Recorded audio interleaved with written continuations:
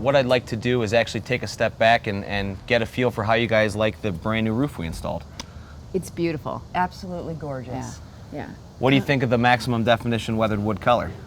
I love the variation in the color. Yeah. I mean, you look at it different ways, you see little bits of, greens and reds. It's beautiful. It also has a real look of wood shake, which is really what we're trying to achieve with the Landmark Pro. You're right, the dimensions in there, I mean, it just casts beautiful shadows. Yeah. Basic CertainTeed Swift Start starter is 7.5 inches wide. So David and I have chalked a line at 6.5 along the eave to give us a 1-inch overhang. And it's instilled with a tar line that prevents the shingles, the first course of shingles, from lifting. And we install them along the rake edge for the same purposes. So wind driven along the rakes don't pick up the shingles. I'm gonna keep running along with the starters on the bottom as David's gonna start installing the actual shingle of CertainTeed.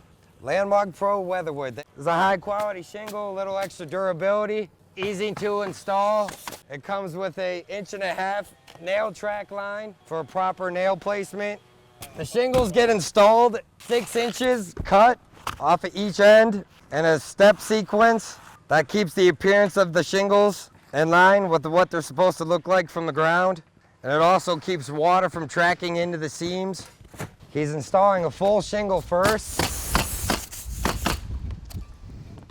He put 5 nails in that 1.5 inch track nail line and then a 6th up here so the shingle does not pull off if the wind blows against the rake edge. Now he's installing that shingle with the 6 inches cut off it. Again with proper nails in the track line with that 6th one high up against the rake. He's installing the 3rd shingle.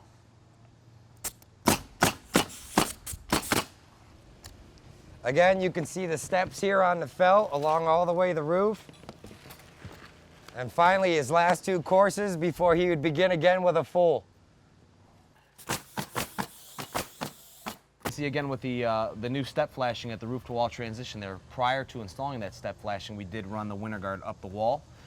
As David just had got done installing the apron flashing at the bottom and the step tin flashing into the wall detail, he had extended his first tin roughly 1 inch past the wall and folded it over with the apron underneath everything so water does not get behind the metal. It rolls over top and it goes tin shingle so the water remains to flow over top of the tins and stay off the decking. And as you can see in that new valley metal there, we actually ran winter guard underneath that valley. Wow. Then we set in the valley, and then we stripped in the winter guard on top of the valley, so you have double protection there at that area. We run 6-inch strip on both sides. Water is going to basically try to do whatever it takes to find your way into your home. So we take every precaution when it comes to any flashing or metal detail by installing winter guard along any protrusions, flashings, skylights.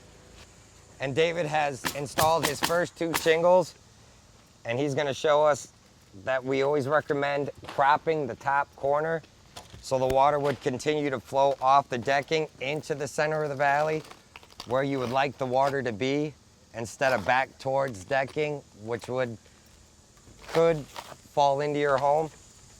And there's an example of the cut and crop where the water would find the center of the valley.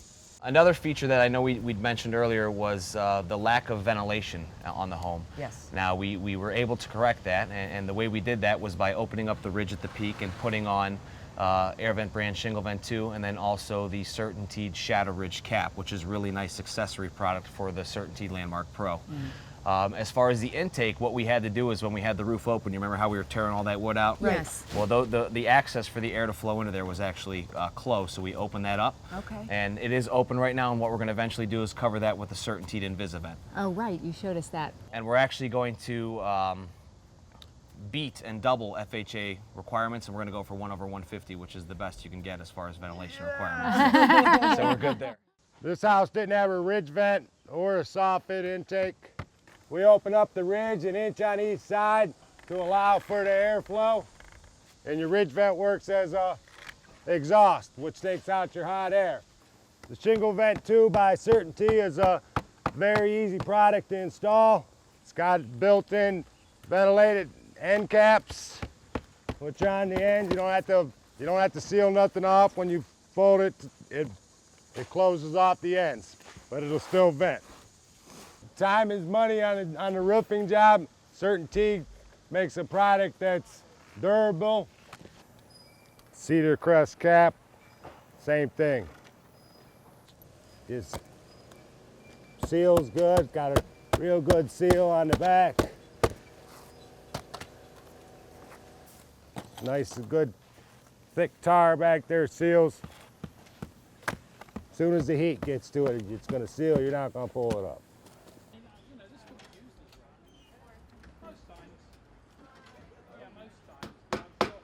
Not only is it functional, but it's beautiful to look at. Yeah.